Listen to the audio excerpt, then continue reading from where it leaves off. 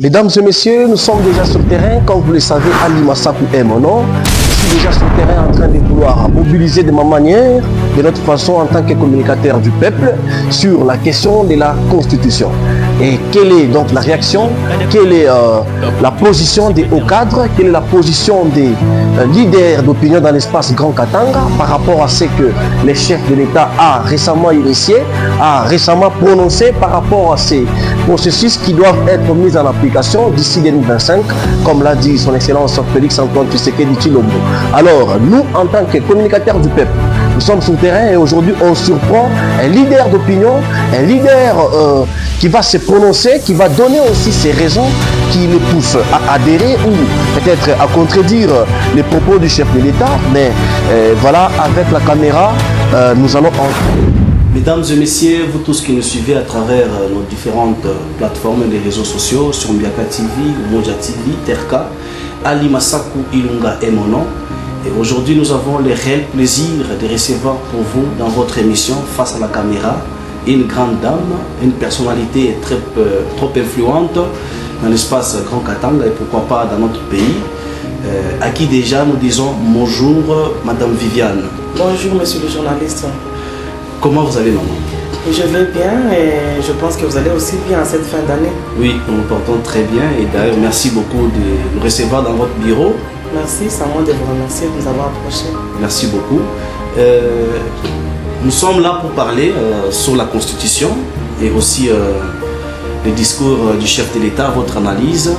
Nous parlerons également aussi de votre santé politique, de votre parti politique d'ailleurs, par rapport à l'actualité. Et nous vous connaissons. Peut-être qu'il y a des gens qui vont vous découvrir aussi pour la première fois. J'aimerais aussi savoir qui est Madame Viviane Massengo.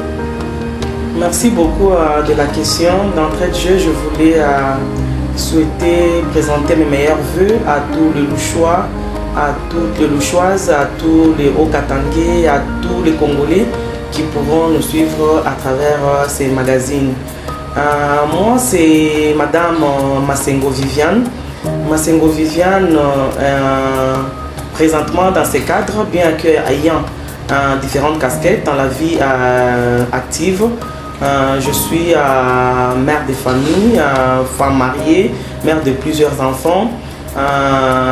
Je suis présidente interfédérale du parti Mouvement des Congolais Unis pour le Haut-Katanga. En dehors de ça, je suis femme entrepreneur, je suis chef d'entreprise. Nous sommes aussi dans le social. Nous coordonnons aussi certaines ONG qui encadrent les jeunes, les femmes démunies par rapport à certains métiers et ce que les femmes sont en train de faire dans leur vie. En fait, en dehors de ça, Madame Viviane Massengo et aussi maman pasteur. Merci. Merci beaucoup. Vous êtes aussi maman pasteur. Bref, oui. Merci beaucoup. Et comment est donc la santé politique de votre parti par rapport à la Constitution, les changements, la révision? Oui, notre parti politique MCU, mon parti, est favorable à la révision de cette constitution que nous appelons la Bible de la République démocratique du Congo. C'est notre guide. Alors, ces guides étant régis par le maître d'homme, par les intelligences humaines, c'est-à-dire que, comme on dit que dans toute œuvre humaine, il ne peut pas manquer certaines irrégularités ou à un certain moment de la vie, en évoluant, peut-être si nous prenons l'exemple de cette constitution, elle est là depuis 2006, qui a été révisée un peu en 2011, et vous voyez de 2011 en 2024 aujourd'hui, et demain nous serons en 2025, cette constitution sera entre guillemets un peu vieille, c'est-à-dire qu'il y a quand même une évolution par rapport aux réalités peut-être de notre pays, peut-être à l'époque, ce qui avait régi, ce qui avait rédigé cette constitution, peut-être il y a beaucoup de faits qui peuvent entrer en jeu pour revoir certaines dispositions de notre constitution. Ce n'est pas un tabou, ce n'est pas un péché, parce que d'autant plus que nous disons que c'est notre Bible, mais ce n'est pas une parole de l'évangile, c'est-à-dire qu'il ne peut pas être changé à tout moment. Cette constitution peut toujours être revue pour le besoin du peuple congolais. Mais MCU, mon parti, soutient cette constitution à une seule condition. Je pense que que dernièrement, notre secrétaire général, et c'était bien passé ici à Lubumbashi, en notre présence, il avait donné la position de notre parti par rapport à cette question qui devrait être la chronique de changement ou bien de la révision de la constitutionnelle. MCU est partant pour la révision de cette constitution et à une seule condition, qu'elle respecte, qu'elle réponde aux intérêts du peuple congolais. Avant que nous puissions énumérer certains points sur lesquels nous voulons que cette constitution puisse être revue, parce que c'est ce qui est prévu dans notre constitution, c'est cette révision-là. Alors, avant que nous puissions citer, parler ou bien épingler quelques dispositions que nous voulons que cette disposition puisse être changée, parce que ça freine entre autres le développement, la bonne évolution parfois des institutions de notre République. Mais vous voulez changer ou bien vous appuyez les changements de la Constitution parce que ceux qui sont passés l'ont fait ou peut-être c'est aux réalités actuelles? Oh, pas du tout, je venais de le dire dans le train de jeu qu'il y a beaucoup de faits qui peuvent entrer en jeu. Il y a par rapport, on peut l'adapter aussi par rapport aux réalités de notre pays. Et à l'époque, c'était pendant un moment aussi des tractions que cette constitution a été révisée et il y a actuellement et surtout que nous avons à la tête maintenant un président de la République démocratiquement élu et pour la première fois nous avons vu une passation démocratique du pouvoir dans notre pays en 2018, après les élections de 2018 et le président de la République ayant travaillé durant les 5 ans, les premiers 5 ans de son quinquennat, vous savez très bien que pendant ces 5 ans, il n'a pas travaillé seul. Il a travaillé peut-être ayant les mains libres 2 ans et demi ou 3 ans. Vous connaissez les réalités parce que nous sommes de l'Union sacrée. Nous connaissons comment ça s'est passé pour que nous puissions même aujourd'hui arriver à l'Union sacrée. Et avant cela, il y avait une coalition qui dirigeait ce pays après la prise de la commande par l'actuel président de la République lors de son premier mandat. Et il a travaillé et cette fois-ci au deuxième mandat, quand vous sentez que dès l'entame du premier mandat, il préfère qu'on puisse réviser cette constitution, c'est-à-dire qu'il a trouvé des freins, il a trouvé des tares, il a trouvé des mots qui demandent à ce que cette constitution puisse être révisée afin de nous permettre de bien travailler. En tout cas, merci beaucoup pour cette réponse. Mais quelles sont les failles que vous, personnellement, vous retrouvez dans l'actuelle constitution? Il y a beaucoup de failles. J'ai suivi même à travers le média, il y a même une structure qui a relevé 150 articles à réviser. Il y a des structures qui sortent avec 50, il y a des structures qui sont sorties avec autant. Mais MCU a juste épinglé 11 points que je ne saurais pas peut-être tout épingler ici, que je pourrais ramasser et pour que nous puissions, pour que les téléspectateurs ou bien ceux qui nous suivent, qu'ils comprennent le bien fondé de cette démarche de la révision constitutionnelle, qui ne pense pas seulement que le chef de l'État veut aujourd'hui réviser la constitution pour se maintenir au pouvoir. Même de lui cette intention parce que vous le savez très bien, Félix Tshisekedi, c'est quelqu'un qui a combattu dans l'opposition. C'est quelqu'un qui connaît ces pays, qui connaît la souffrance de ces peuples, parce que vous savez très bien, ce slogan, c'est le peuple d'abord. Alors, quand il est là, il ne veut pas s'éterniser, parce qu'on sait que on change un peu de sang, on change un peu de souffle, on change un peu de vent, et il y a aussi un apport par rapport à la gestion de ces pays. Il ne va pas s'éterniser parce que, comme vous le savez, gérer un pays à la hauteur d'un continent comme la République démocratique du Congo, ce n'est pas une mince affaire, monsieur le journaliste. C'est-à-dire qu'il n'a pas ces envies-là de s'éterniser, mais il y a 2 points, des comètes, des mortels, clairement, que nous pouvons épingler, que vous voyez que ces points-là sont comme des freins à la bonne marche des institutions. Mais comme lui, les garants du bon fonctionnement de toutes les institutions de la République, il a compris et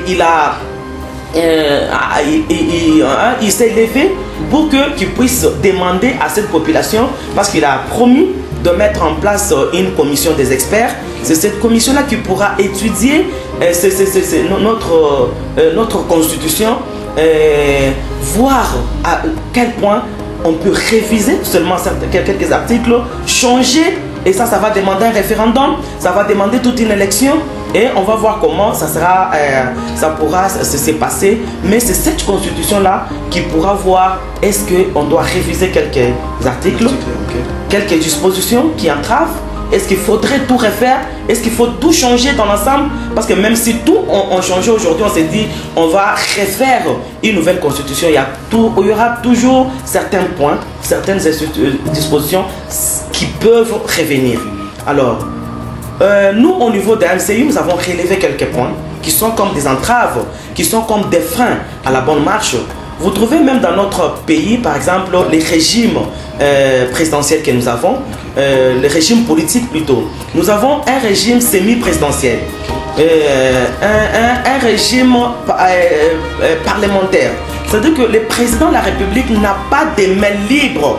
Le président de la République n'est pas lui-même le garant du programme qu'il donne, promesse qu'il donne à la République que durant les 5 ans, je vais faire ceci et cela. Il n'est pas le seul garant de ce programme-là.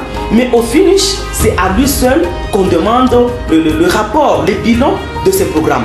Alors qu'il est cher avec le gouvernement, le Premier ministre.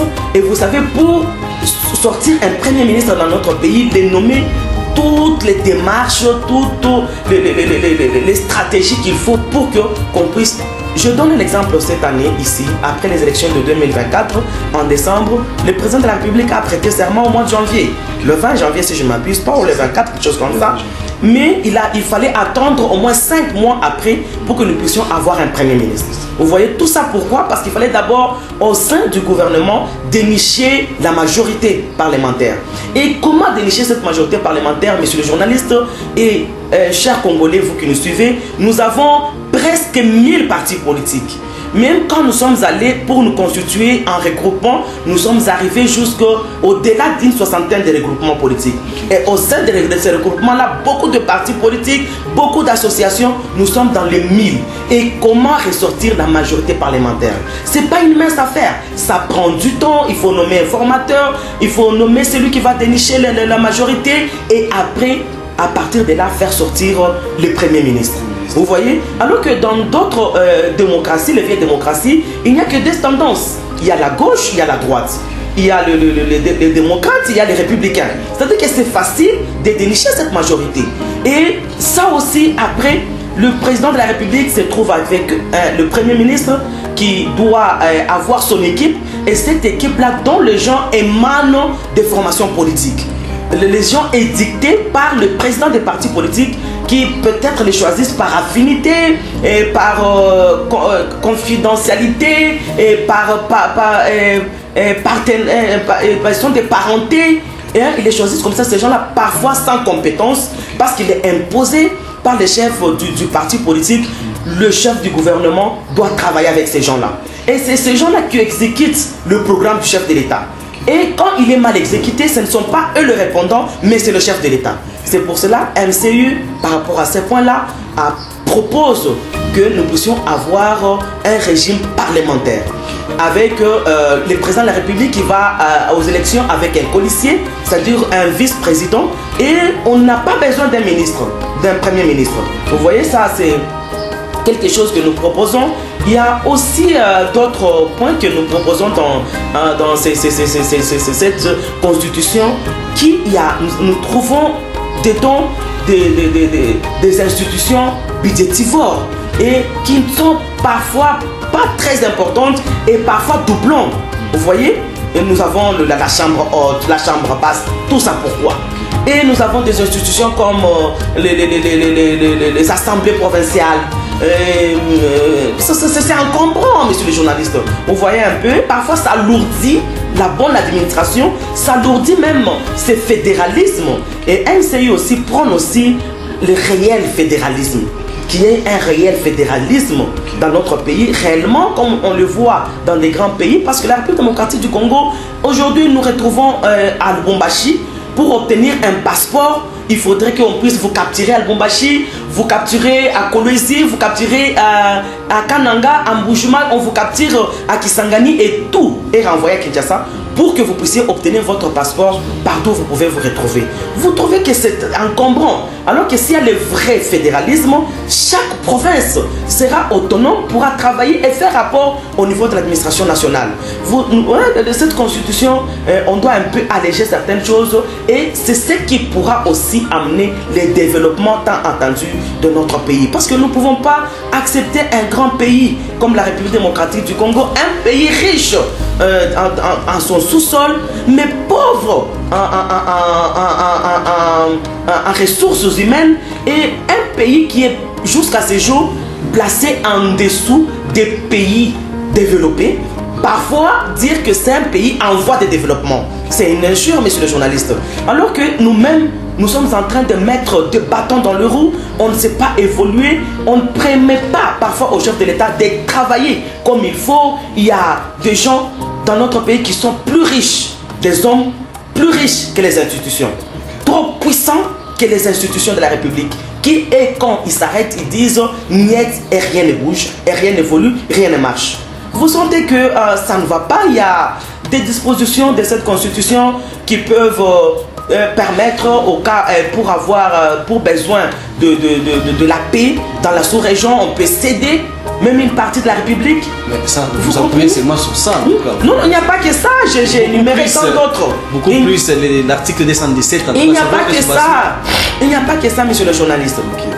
Il n'y a pas que ça, il y a beaucoup de points. Alors, pour ne pas abuser de votre temps, il y a beaucoup de points, il y a beaucoup d'aspects dans cette constitution qui ne permettent pas un bon développement, un bon décollage de notre pays. Mais aussi, les présidents de la République, il est le garant de la nation, ça c'est connu de tous. Est-ce que certains points que vous venez d'épingler ici bloquent réellement le développement du pays? Bien sûr, je viens de le dire. Vous avez vu, le chef de l'État a prêté serment en janvier. Le chef du gouvernement est là 5 mois après. Il faut attendre encore 2 mois ou 3 mois pour avoir son équipe pour travailler. Et dans la première année du mandat, déjà plus de la moitié est consommée sans pour autant que les chefs de l'État puissent mettre maintenant en exécution le programme qu'il a prévu, alors que c'est un programme pour tout un quinquennat, mais qui pourra peut-être être exécuté juste durant peut-être moins de 4 ans.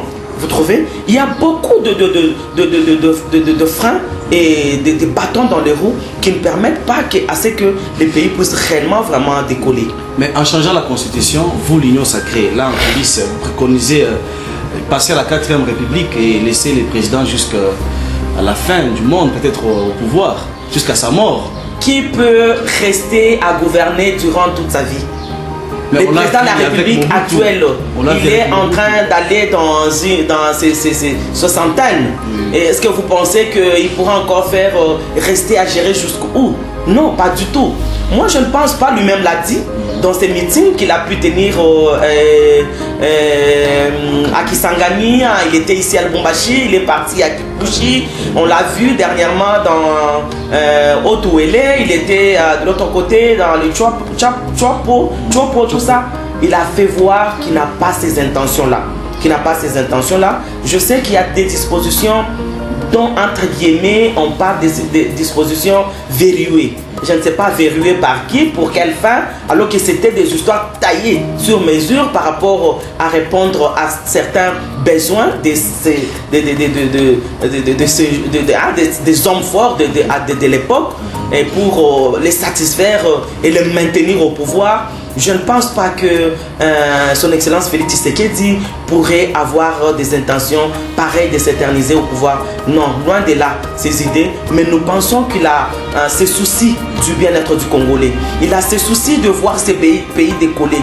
Il a les soucis de remettre la paix, surtout dans la partie est de la République démocratique du Congo, cette guerre, là où cette guerre est en train de se vivre, il y a maintenant plus de 2 décennies et c'est vraiment embarrassant. Et aussi, vous, l'Union sacrée, parce que les gens disent que la Constitution est déjà écrite, c'est que vous faites la session des mascaras. Écrite par qui? Là, on sait pas. Alors que nous attendons la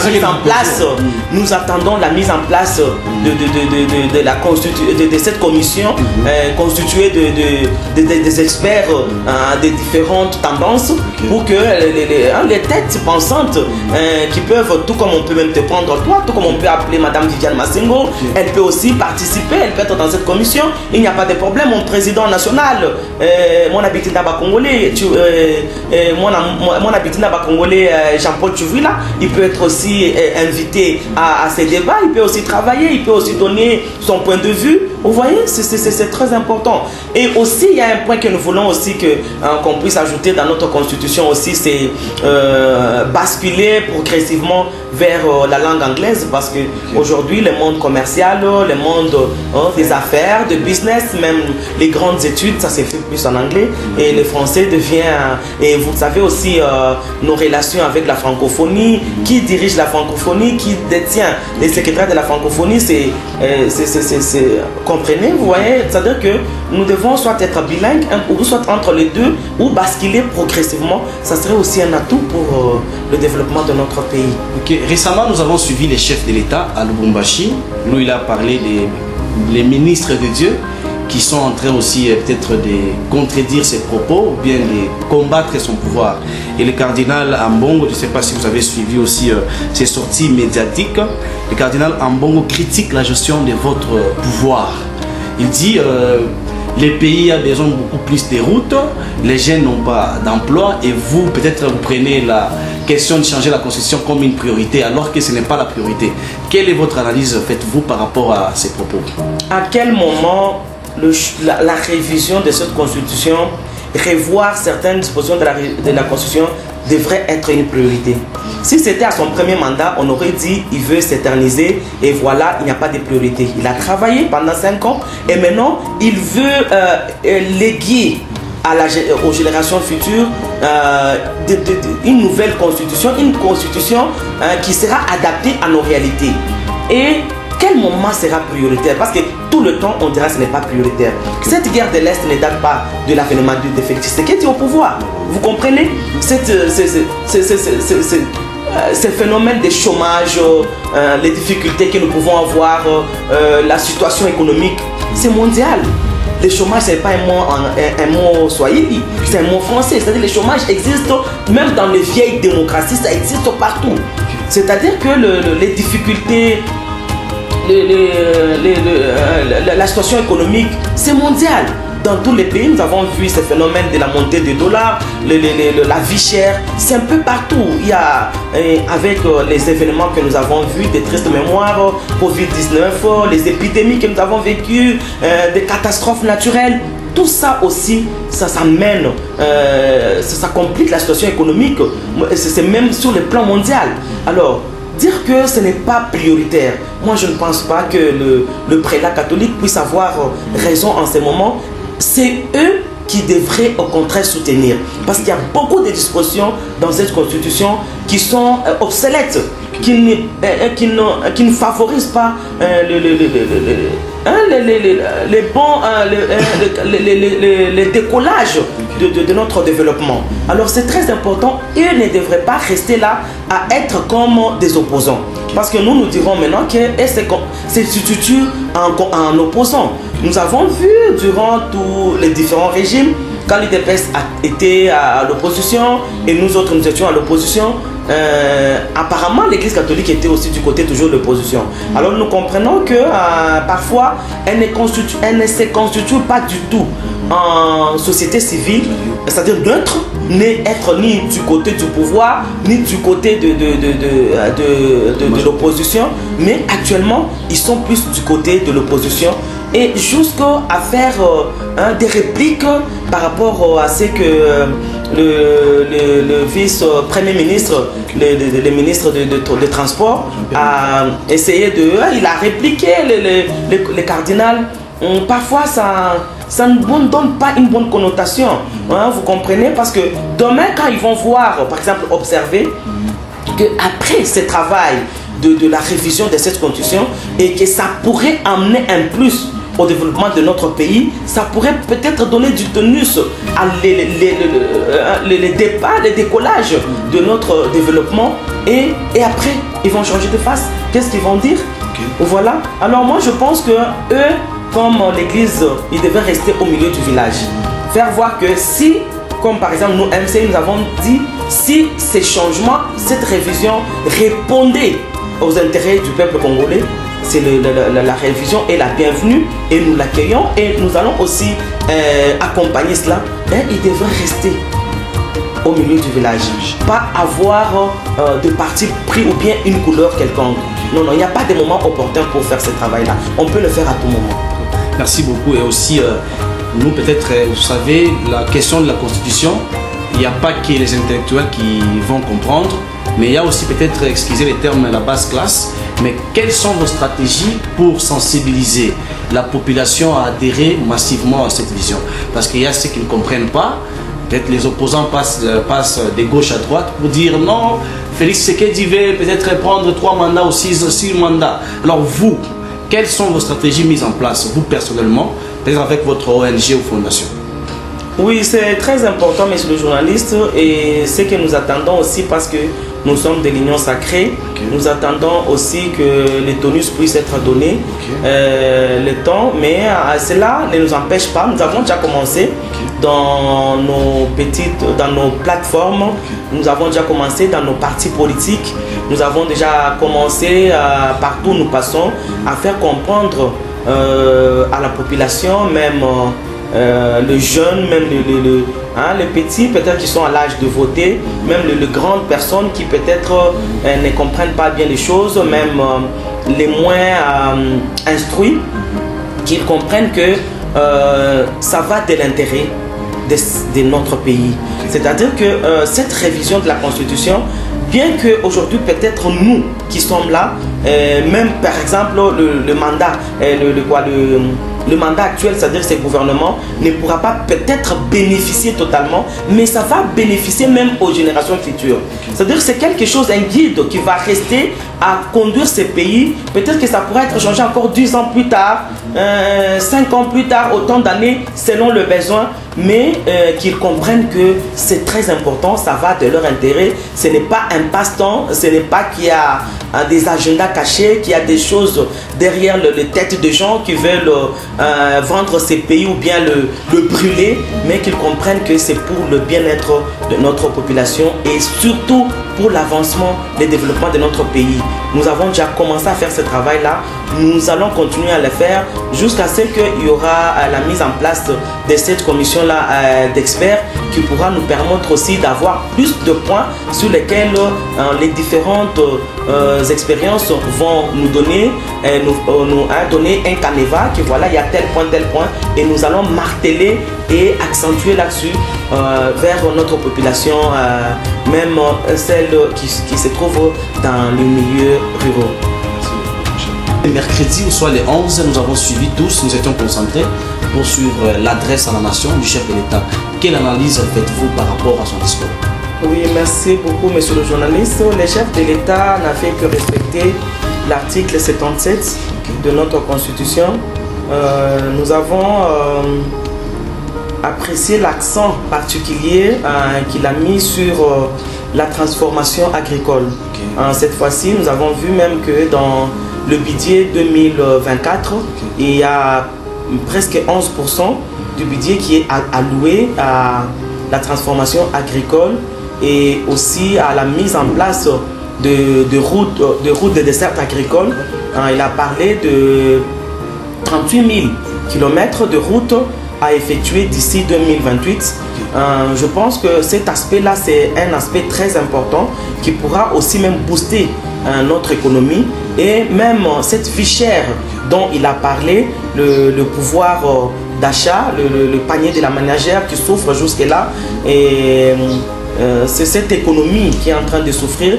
Je pense que si la République démocratique pouvait arriver à avoir une autonomie sur le plan agricole et que les routes des desserts agricoles pouvaient être reliées par rapport à des grandes villes, des grandes agglomérations, là où il y a une grande consommation, je pense que ça va booster notre économie. Et il en a parlé, il a mis vraiment l'accent.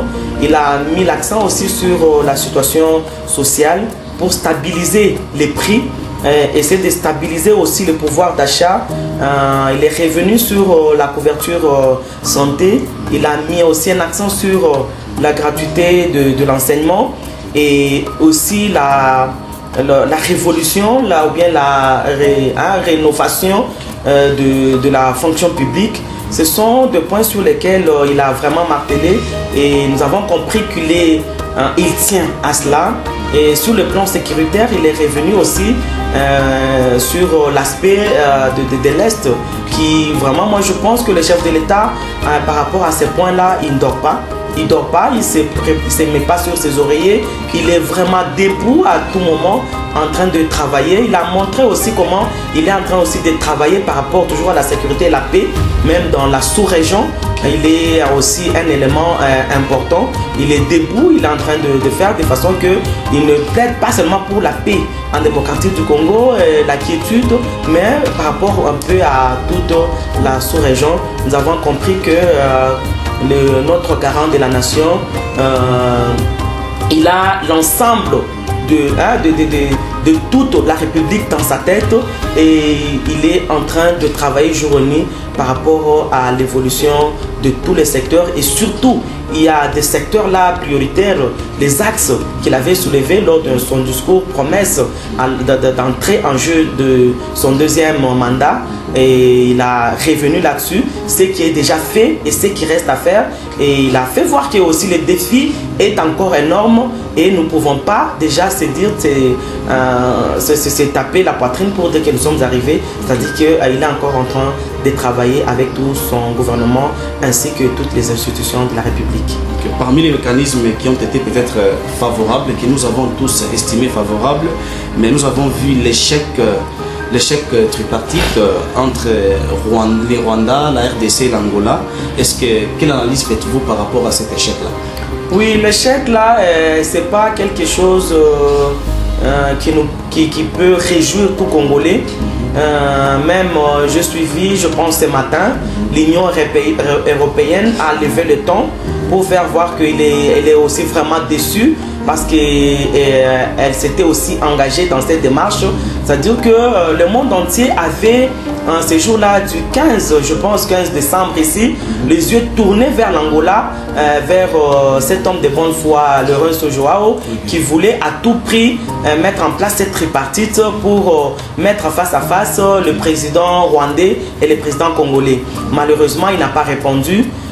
Ça dérange quelque part, mais ce n'est pas une honte pour la République, pour ceux qui pensent que c'est une honte. Non, au contraire, c'est la honte pour le Rwanda, parce que le Rwanda a eu peur de s'affronter, parce que la République démocratique du Congo a déjà déclaré tout haut devant toute la communauté internationale. Nous avons vu les chefs de l'État, quand ils passent dans toutes les organisations, il est passé dans toutes les activités, même au niveau de l'Assemblée générale des États-Unis, à l'ONU, même en Chine, partout où il est passé, il n'a cessé de décrier tout haut que nous sommes agressés par le Rwanda, qui est avec ses significatifs, les M23, les AFC, c'est AFD là, de Nanga, tout ça. Je ne connais même pas très bien les noms de cette structure-là.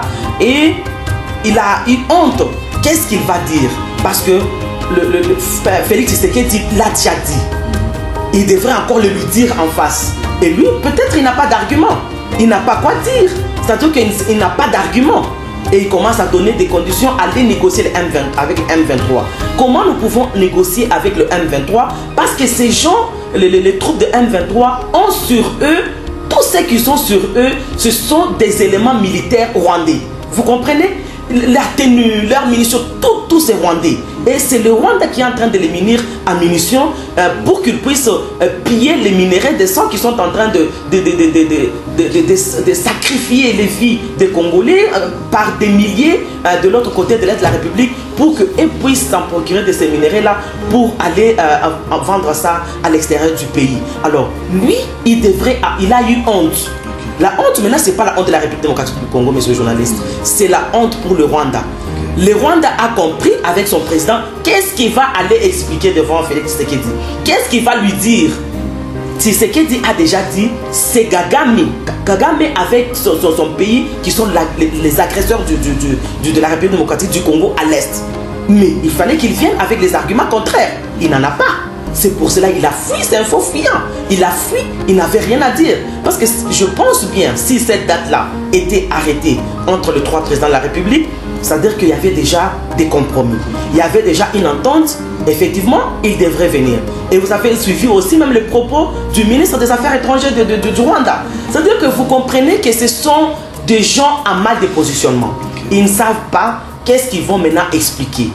Allez, quelque part c'est une honte. Et quelque part je me dis aussi, ils n'arrivent plus à stabiliser ou bien à arrêter cette hémorragie que lui-même a déclenchée. Ce sont ces gens, il les a amenés, il est en train de les soutenir, il les accompagne. Mais maintenant peut-être c'est difficile pour lui de lui dire arrêtez. Voilà, peut-être c'est difficile pour lui de leur demander maintenant d'arrêter. Sous quel prétexte? Tu as accepté que c'est le Rwanda qui agresse la République démocratique du Congo et maintenant tu acceptes d'aller négocier, tu acceptes d'arrêter. Voilà, tout ça, c'est la honte mêlée à une confusion, monsieur le journaliste. Merci beaucoup. Et comme nous sommes en train de déchiqueter avec notre entretien, et c'est aussi votre lutte par rapport au prix des loyers sur la ville. Et quelle est l'analyse que faites-vous par rapport aux prix, différents prix et au non-respect du contrat de bail? Ok, merci monsieur le journaliste pour cette question. D'entrée de jeu, là, en me présentant, j'ai dit que Madame Massengo Viviane est aussi chef d'entreprise, c'est-à-dire qu'elle est aussi opératrice économique dans notre pays à travers le Grand Katanga. Là, nous faisons des activités commerciales. Nous avons remarqué depuis un certain temps qu'il y a des expatriés qui se sont accaparés les secteurs de l'urbanisme, hein, de l'habitat, quoi, dans la location de maisons commerciales, surtout dans des centres-villes. Nous voyons le centre-ville de Lubumbashi, nous voyons même le Kolwezi, nous voyons même dans d'autres coins. Ils achètent des maisons, signent des contrats avec les Congolais et ils bâtissent et ils mettent ils mettent en place des bâtisses, des locaux, de maisons commerciales. C'est une bonne chose, nous voyons, parce que ça développe quelque part notre environnement, ça devient quand même propre, c'est pas mauvais. Mais les problèmes se posent au niveau du coût du loyer, par rapport aux revenus, par rapport au vécu quotidien, les gains, vous voyez. Un loyer, un local qui revient à $3 500, $2 500, $2 000. Au Bel Air là-bas, un local à 1 500 dans le golf ici, Météo, Caravia. Ce n'est même pas au centre-ville. Dans la cité, les loyers à 1 200, $1 500. Pour quelle bourse? Pour quel revenu? Vous sentez que maintenant les Congolais souffrent par rapport à cela. Ils sont en train vous allez faire une expertise, aller dans les centres-villes, côtoyer tous ces coins là où il y a des expatriés qui ont construit, qui mettent des locaux commerciaux pour la location, pour la vente. Vous trouvez que beaucoup sont fermés à cause de prix exorbitants des loyers. Alors, tous les opérateurs économiques sont avec nous et ils sont en train aussi de vouloir à ce que le gouvernement provincial puisse s'élever et prendre des mesures afin de mettre quand même une réglementation dans ces domaines de la fixation de prix des loyers. C'est très exorbitant et par rapport à nos démarches, nous avons trouvé que quand il s'agit de leurs frères expatriés comme eux, ils ont un prix abordable, mais quand c'est pour un Congolais, le prix est exorbitant. Tout ça pour que les Congolais qu'ils ne puissent pas utiliser leurs locaux et qu'ils puissent aller ailleurs et qu'eux puissent être à des endroits stratégiques là où ils peuvent faire de bonnes affaires. Vous voyez, ce n'est pas une bonne politique parce que le Congo doit aussi faire de façon que les Congolais, les locaux puissent aussi se développer. Ils puissent aussi se développer et dégrainer un peu le chômage dont nous avons parlé ici. Il y a le chômage dont le chef de l'État est en train de travailler pour élever cela. Et nous aussi, comme entrepreneurs, comme chefs d'entreprise, opérateurs économiques, nous sommes aussi en train d'aider les chefs de l'État dans ces secteurs-là pour embaucher un peu quelques Congolais, les jeunes qui travaillent aussi. Mais comment ces jeunes vont se retrouver? Comment les opérateurs économiques vont se retrouver quand vous avez un loyer exorbitant que vous ne savez même pas tenir? du 1er au 30, il faut payer 2000, 2500, 3500 $. C'est trop cher et ce n'est pas, ça ne répond pas au coût de vous allez vendre quoi pour trouver un loyer de 2500, 3500 $, 4000 $ à payer à la fin du mois. Les travailleurs, les taxes de l'État, et les courants, de l'eau, l'internet, tout ça. Et quelle affaire nous sommes en train de faire, parce que même les marchandises que nous avons ici, ça vient de l'étranger. Nous devons aller acheter ça à l'extérieur pour venir revendre ici. Les services que nous vendons, nous sommes en partenariat avec d'autres structures. Tout ça, c'est vraiment compliqué. Nous demandons à ce que le gouvernement provincial, le parlement provincial puisse vraiment s'investir dans cette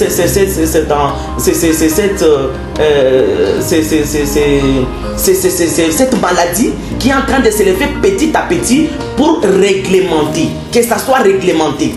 Le prix du loyer doit être réglementé et qu'il puisse répondre à la bourse du peuple, de la population et aussi aux gains. Nous ne pouvons pas être en train de travailler pour seulement les loyers. L'opérateur économique ne va pas travailler pour les loyers, il va tomber en faillite. Alors c'est très important que notre gouvernement provincial, Wandani, qu'il puisse un peu s'élever pour essayer de voir un peu, parce que les Congolais souffrent, les opérateurs économiques congolais locaux souffrent. Merci beaucoup, nous sommes arrivés pratiquement à la fin de notre entretien. Peut-être un mot de la fin dans 30 secondes. Oui, un mot de la fin, c'est encore une fois de plus souhaiter les meilleurs vœux à tout le peuple congolais, à tous les Louchois, toutes les Louchoises, à toutes les Congolaises partout où vous retrouvez. L'année 2024 touche à sa fin. D'ici là, nous sommes en 2025. Ne cassez pas les carreaux, ça continue. Le 1er janvier 2024 aura la même couleur qu'aujourd'hui où nous sommes. Ça ne sera pas différent, ça ne sert à rien de se couper en morceaux, de s'entretuer pour célébrer. C'est un temps. Plus remercier notre Dieu de nous avoir fait traverser, mais ne cassez pas le carreau. Et nous demandons à tout le peuple congolais de rester derrière le chef de l'État et ici en province de rester derrière le gouvernement et le gouverneur de province, les petits bétons comme on l'appelle toujours, Wandani, pour que réellement que nous puissions sauvegarder les acquis. Merci beaucoup. Je rappelle que vous êtes présidente interfédérale du parti politique MCI. Ça a été un plaisir. Merci beaucoup. Vraiment, c'est à moi de vous remercier.